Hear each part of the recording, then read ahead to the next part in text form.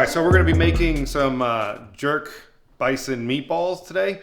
One of the first things we wanna do is we wanna take our buttermilk and we're gonna create a little base for the meatball. So we're gonna put a cup in. That works. And then gelatin, we're gonna put this in there. That's gonna help your meatball kind of like hold together when we put us all in there. And so what we're gonna do with this, let it sit for 10 minutes. All right, so while that gelatin and buttermilk mixture is sitting, you can go ahead and make your sauce. So I'm gonna take plain Greek yogurt.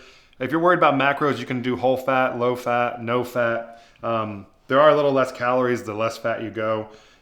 Sometimes you wanna check and watch that, what do they substitute the fat out with? But these ones, they're all right. I use Chobani, they're fine.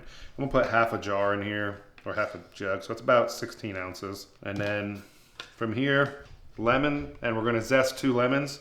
So we're gonna get set. And we're just gonna go ahead and pull. And if you don't like lemon, that's fine. Oh, shit. And, but you can put less lemon. I want these to be pretty lemony. I think the acid will go nicely with the bison. The bison meatball I got is a 85 or 90-10 ratio, so it's got a little bit of fat to it. And then once you have them zested, you go ahead and put the juice from each one in here. I don't have one of those fancy little squeezy things to make sure I don't get seeds in here, so we'll just cross our fingers. All right, so while we're doing this, I went lazy and I got already peeled garlic. Realistically, if I was doing this, this is the only recipe, I'd take fresh garlic and I'd peel it.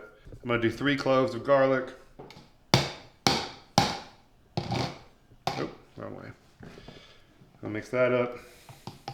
Just kosher sea salt. And you'll do this kind of like to your own tasting. If you want more salt, add more salt. And then a little bit of pepper. And that's it. It's an easy lemony yogurt. So next, this has been sitting for 10 minutes. We're gonna add some bread to it. And then from here, we're gonna add our ground bison. So I put 2 pounds of ground bison in there. And then from here, we'll start adding all the seasonings. Add some eggs to it. Oop, no shells. There we go, that's a win. The rub doesn't have Scotch bonnet. Scotch bonnet's supposed to be in jerk, so I got a Scotch bonnet hot sauce. I've never tried this. I don't do super hot. I like a little spicy, so I'm gonna put a little bit in.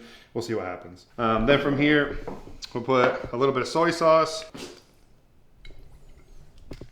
This is a Spiceology jerk chicken rub. It's honestly like, I just tried the rub itself. It's delicious. So, put like 4 tablespoons in here because last time I did one of these rubs, I did need a lot more seasoning than I thought I needed.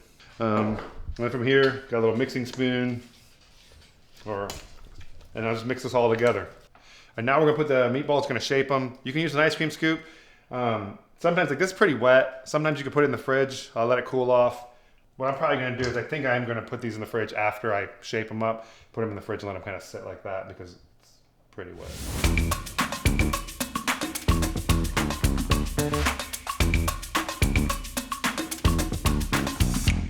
So to go with the meatballs and yogurt, I think something easy like a green bean. I bought a steam bag. I'm just gonna cook it on here to show. But all you need, avocado oil. You can use butter if you want. And I have a salt, pepper, garlic blend.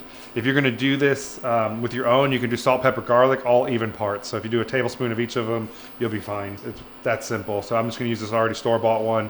You want your pan to start getting warm. And then from here, just pour in that much. 1 to 2 tablespoons is fine. What you want to do is, depending how you want them, you can put them in your pan. If you're in a rush, you put a lid on there, it'll steam them a little bit, and that'll cook them faster. If you're not in a rush, I like to put them just in a pan, let them brown, get some color on them, and I think they're good that way. So I'm gonna put them in here, stir them around, get them covered in the oil, and then season them up, and that'll be it.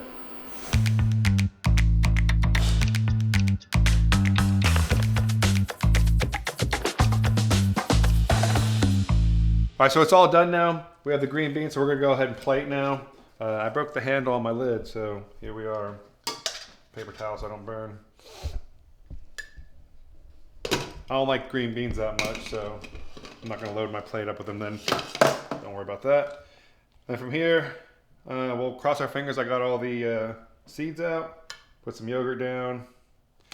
And then I was talking about the meatballs being a little runny. Well, they're not quite meatballs. As Joe said, they're almost like pancakes. So either way, it doesn't matter if they taste good, right? And then a little bit of parsley because green looks fancy. All right. So yeah, that's it. And now we try it. So these pancake meatballs. So